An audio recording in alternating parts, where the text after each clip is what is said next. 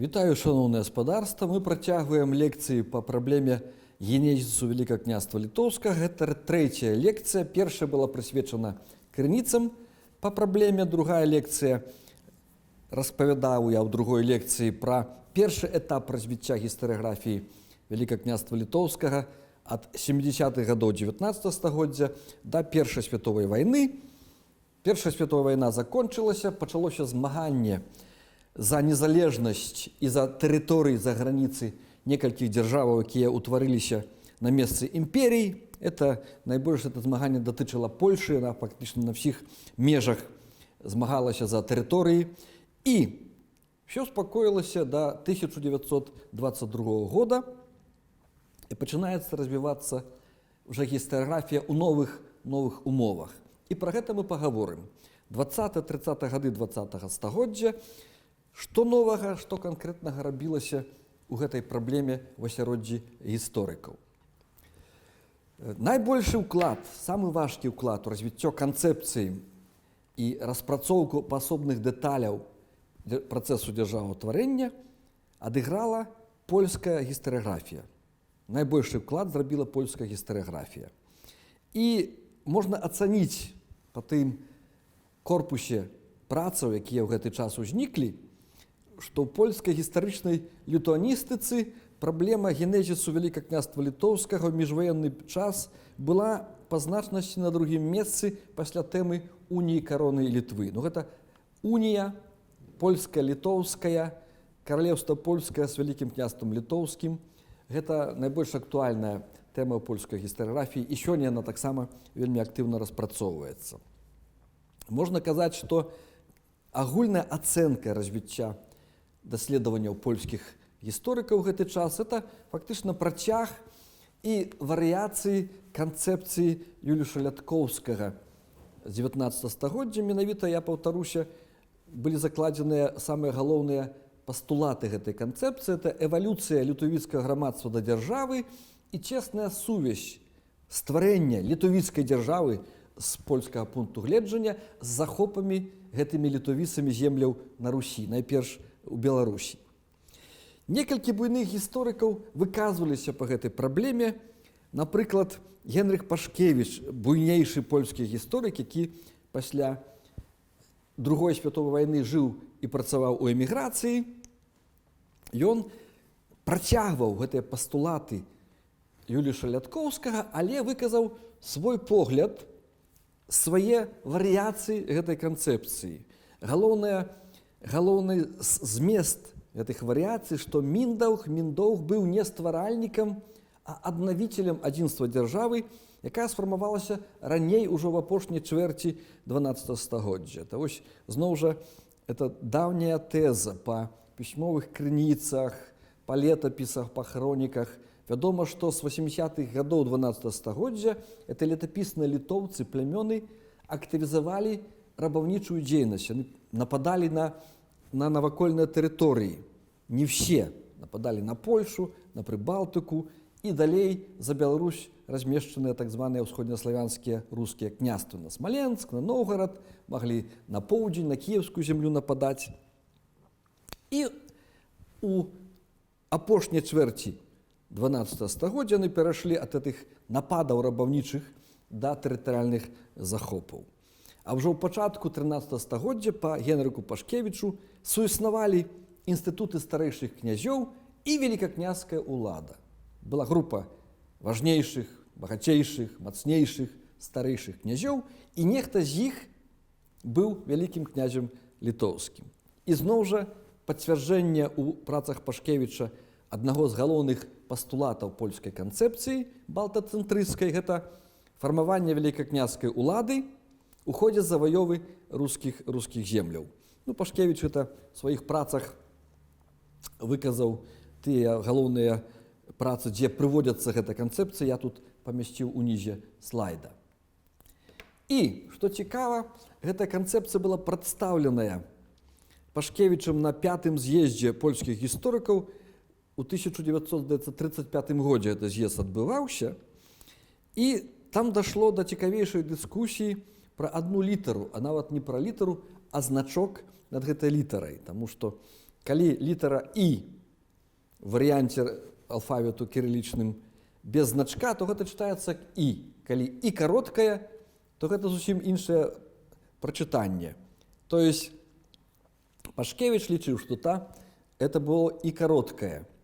І гаворка ішла старэйшэй. Князь быў адзін старэйшы галоўны князь. Это якраз быў вялікі князь літоўскі, інстытут вялікакняжскай улады. Ян Адамус, который з ім дыскутаваў на гэтым з'ездзе, лічыў, што ўсё-такі больш верагодна чытаць старэйшаі, чылі група у множным ліку, што гэта была група старэйшых князёў, это значыць была канфедэрацыя, не было адзінай улады.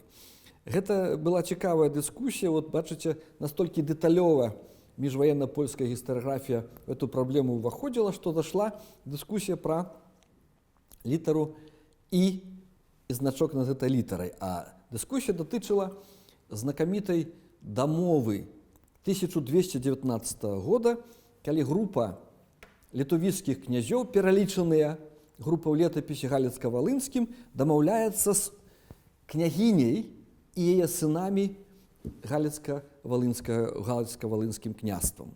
Это дамова, которая вошла в летопись, там пералічваюцца князі і аще князі старэйшыя. І вот дыскусія старэйшэй адзін ці старэйшаі была група. Но это даволі важная дыскусія, таму што ад яе залежала існаванне дзяржавы ці не існаванне дзяржавы, прызнаваць ці не прызнаваць у гэты час.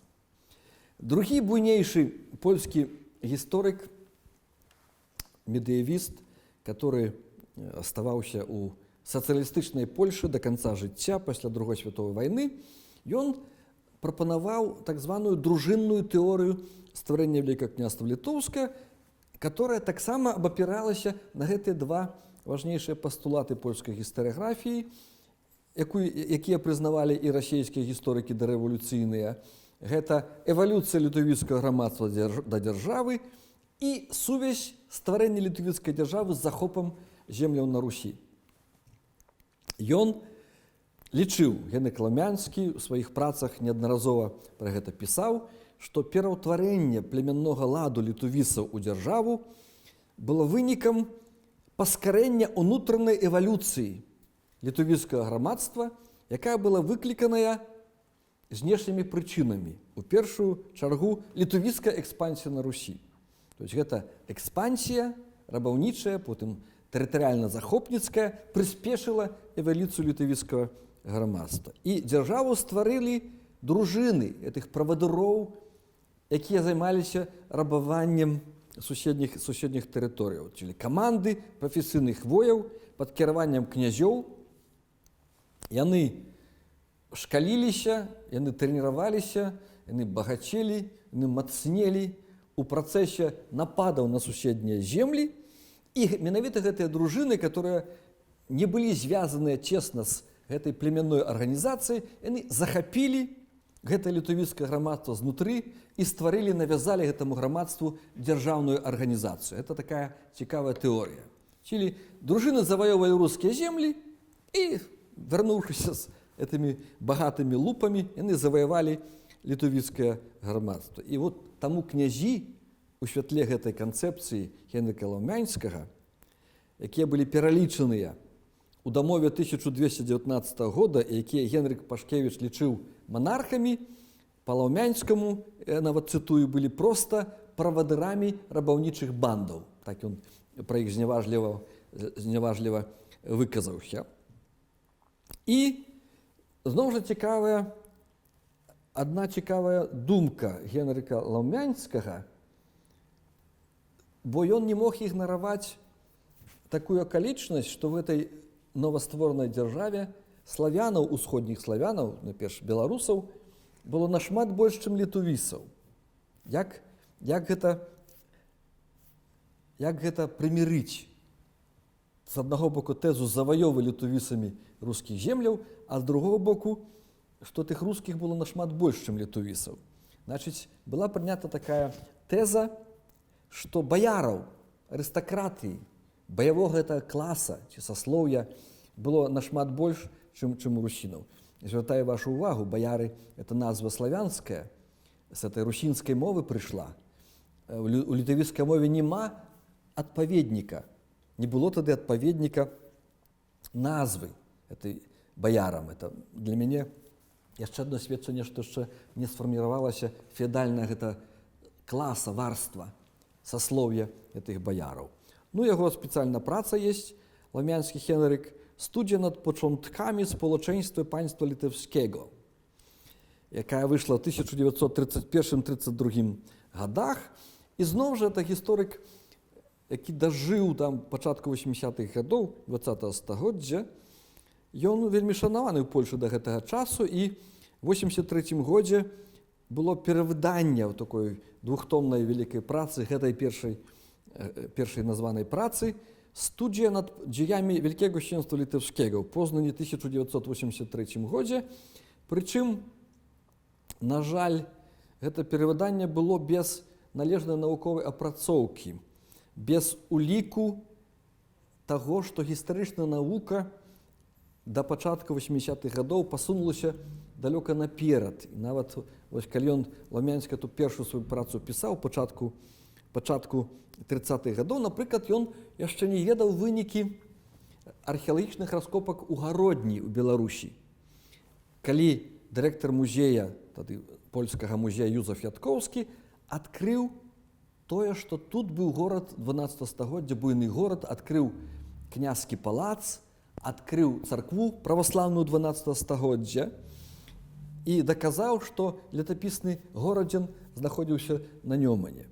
Яго апанент Генрых Пашкевіч это ў сваіх працах улічыў у пачатку 30-х гадоў, а Ламянскі пісаў, што Гродна было крэпасцю літувійскай на Нёмане, якая пільнавала пераправу праз Нёман. Літувійцы збудавалі тут крэпасць, которая пільнавала іхнюю пераправу, калі яны хадзілі з рабаўнічымі нападамі на Мазовію і далей на польскія землі.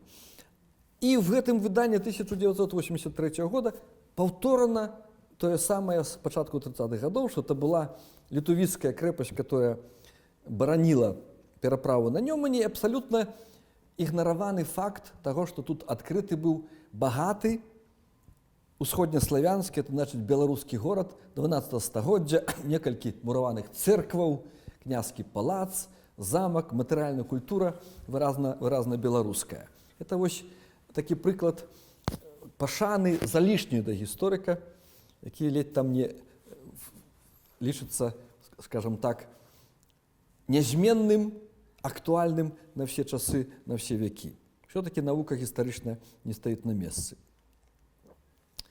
І, што цікава, Лаўмянскі вот эту сваю тэзу, калі даказваў, што баяраў у этой маленькай Літуве было нашмат больш, чым этих захопленых земляў Русі, ён карыстаўся для абгрунтавання гэтай тэзы на 13 стагоддзе аналізам цікавых дакументаў Вялікага княства Літоўскае 16 стагоддзя, менавіта попісаў войска.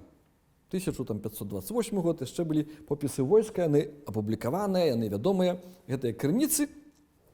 Там называліся імёны, прозвішчы феадалаў, адкуль яны прыбылі і колькі прывялі з сабой войска. Это было все апісана у феадальных дамовах паміж вялікім князем літоўскім і кожным канкрэтным феадалам, дробным або буйным.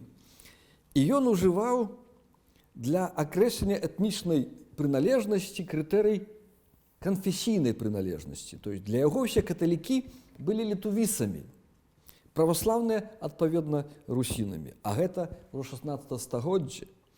Больш чым это ўжо 2 стагоддзі каталіцызму ў дзяржаве як прывіляванай канфесіі. Гэта 2 стагоддзі практыкі, калі каталікі мелі магчымасць палітычнай кар'еры пры двары Вялікага княства Літоўскага, в этой гістарычнай Літве. Сітуацыя змянілася. Па-другое, і тыя каталікі, і тыя праваслаўныя, которые яшчэ аставаліся праваслаўнымі, даволі незначная колькасць у цэнтры дзяржавы феадалаў, яны все гаварылі і пісалі па-беларуску. І вот гэта вельмі, скажем так, некарэктнае ужыванне гэтага крытэрыя паводле канфесійнай прыналежнасці. Взяць Сапегі. Сапегі яшчэ ў пачатку 16 стагоддзя былі праваслаўнымі, а ўжо праз пэўны час, праз пару дзесяцігоддзяў уже былі каталікамі, былі прыхільнікамі фларэнційскай уніі, каталіцызму і праваслав'я, а потом паступова сталі каталікамі. Такіх прыкладаў вельмі, вельмі шмат. І ён, Ламянскі, на мою думку, яшчэ раз паўтаруся, зусім некарэктна здабыў інфармацыю, што літувісы складалі каля 60% агульнай колькасці рыцарства і прызнаваў эту сітуацыю адпаведна сітуацыі 13 стагоддзя. Мы можам казаць, што каля 60% рыцарства, якое ставілася ў войска на перапіс гэтага войска, былі каталікамі, а не літувісамі. Гэта вельмі, вельмі істотная розніца. І вось цікавы прыклад таких узаемна супярэчлівых высноваў міжваенны перыяд — это вядомага гісторыка Яна Якубоўска, который пісаў свае працы яшчэ і перад, вот эта праца прывожу, перад Першай световай вайной, але можна да гэтага часу таксама аднесці. Вот цікава две яго высновы. Гісторык геаграфіі, гісторык, скажем так, дэмаграфіі. Першая тэза. Этнічная літувіцкая тэрыторыя не займала нават чацвёртай часткі ўсёй дзяржавы. 25% прыблізна, нават менш па яго. Другое. Адначасова з таго самага попісу войску 1528 года выводзіць, цытую, «Во всёй літувіцкай дзяржаве у 16 стагоддзі насельніцтва карэнна-літувіцкае не складала большасці, то ва всякім выпадку раўнялася по колькасці рускаму насельніцтву». То есть тэрыторыя 1/4 дзяржавы, а насельніцтва столькі, колькі і ва ўсім астатнім вялікім княстве літоўскім. Это 1528 год, хаця там без страчаных усходніх тэрыторый, але все роўна это грамадная дзяржава, у тым ліку з Украінай, з Беларусіяй і Украінай. І уявіць сабе, што на той маленькай Літуве жыло больш людзей, чым у Беларусі, Украіне разам узятых. Это, конечно, фантастыка. І, зразумела, эта выснова не была прынятая іншымі даследчыкамі за фантастычнасці. Ці можам мы, па-першае, некі ўжо абагульненне развіцця гэтай гістарыяграфіі, што польская гістарыяграфія генезісу Вялікага княства Літоўскага захоўвала канцэптуальную стабільнасць міжваенны перыяд і таксама пасля Другой световай вайны. Ад пачатку былі зададзеныя две аксіёмы, которые не доказываліся, которые не дыскутаваліся, которые крытычна не аналізаваліся. Я яшчэ раз паўтараюся. Аксіёмы. Першае. Дзяржава, Вялікае княства Літоўскае — это вынік эвалюцыі літувіцкага грамадства.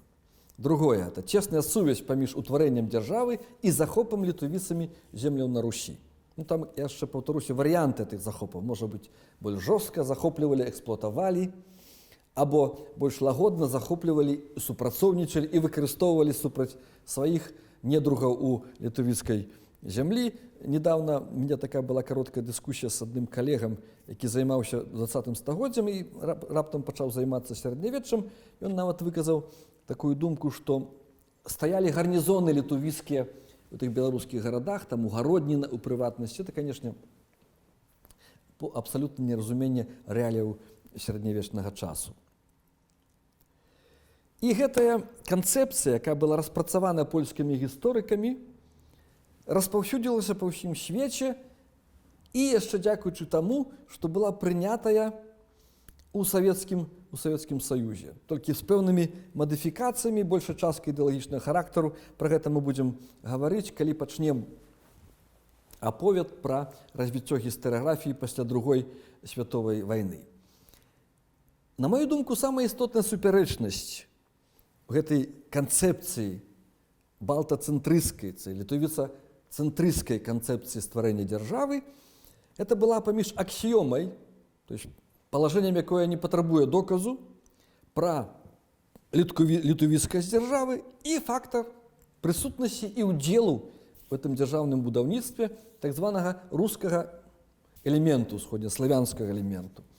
І гэту супярэчнасць у польскай гістаграфіі аўтары той, напрыклад, Генрык Пашкевіч, Ян Якубоўскі, перадольвалі прыняццем яшчэ адной аксіёмы пра перамогу літувісаў у адвечнай літувіцка-рускай, у сэнсе беларускай барацьбе і заваёве імі вялікіх тэрыторый на Русі.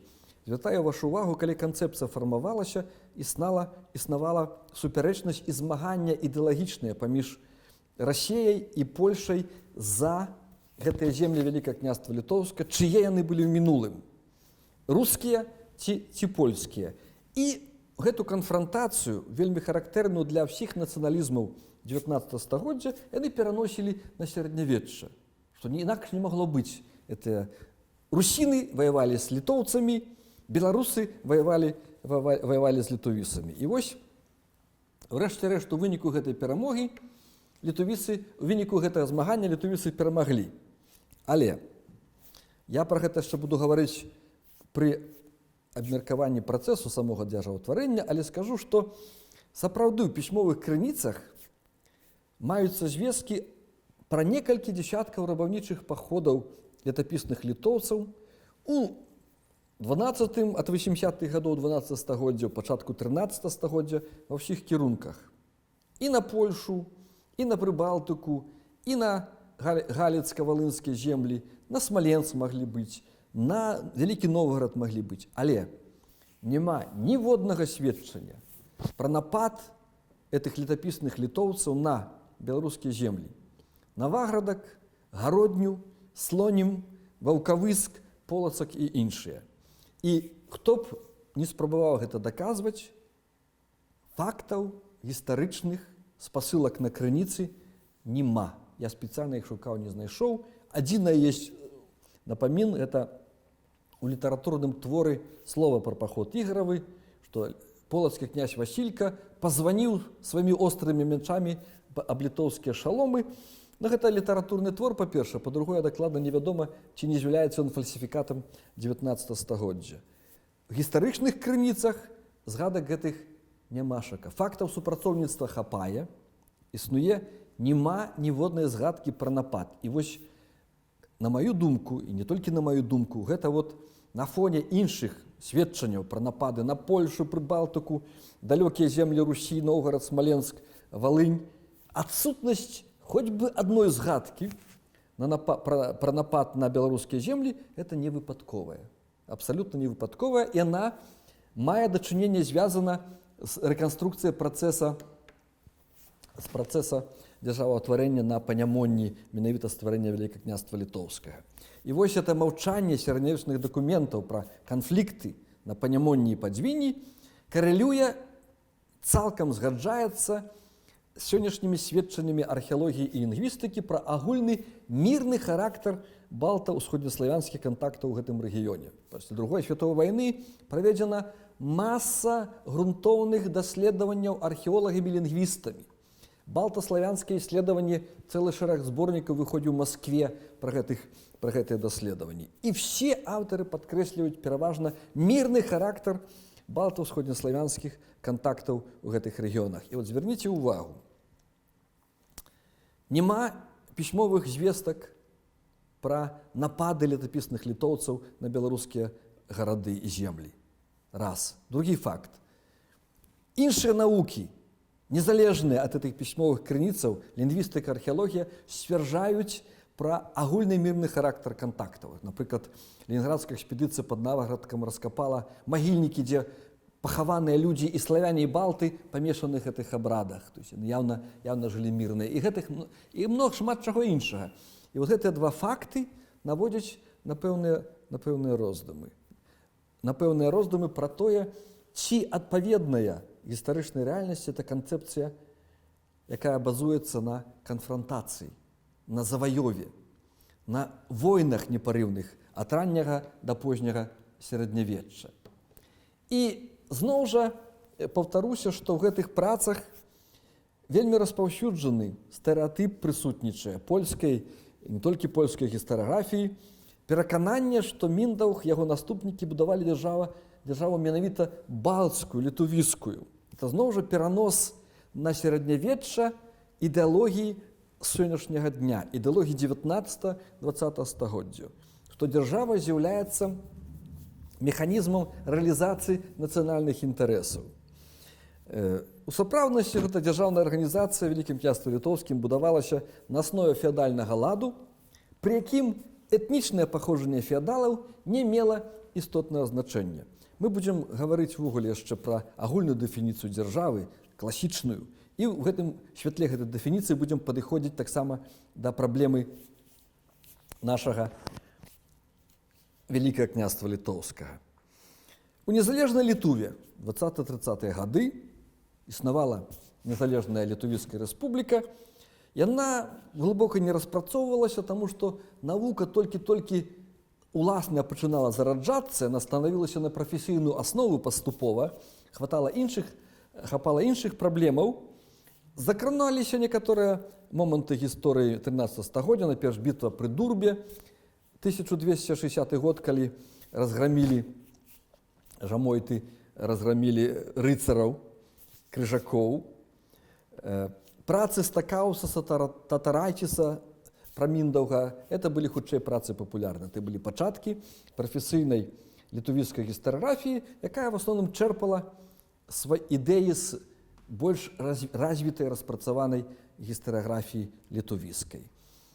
І, уласна кажучы, літувійскія гісторыкі скарысталі навуковы набытак этой польскай гістарычнай літуаністыкі менавіта дасягненні ў сцвярджэнні балцкага паходжання Вялікага княства літоўскага. Это дакладна укладвалася і укладваецца сёння ў дзяржаўную ідэалогію Літувійскай рэспублікі. Тут я прывожу працы гэтага міжваеннага перыяда літувійская, якія былі выдадзеныя па-літувійску, але базаваліся в асноўным на распрацоўках гістарыяграфіі польскай і яшчэ 19 стагоддзя і іх часоў ці 20-30-х гадоў 20-го стагоддзя.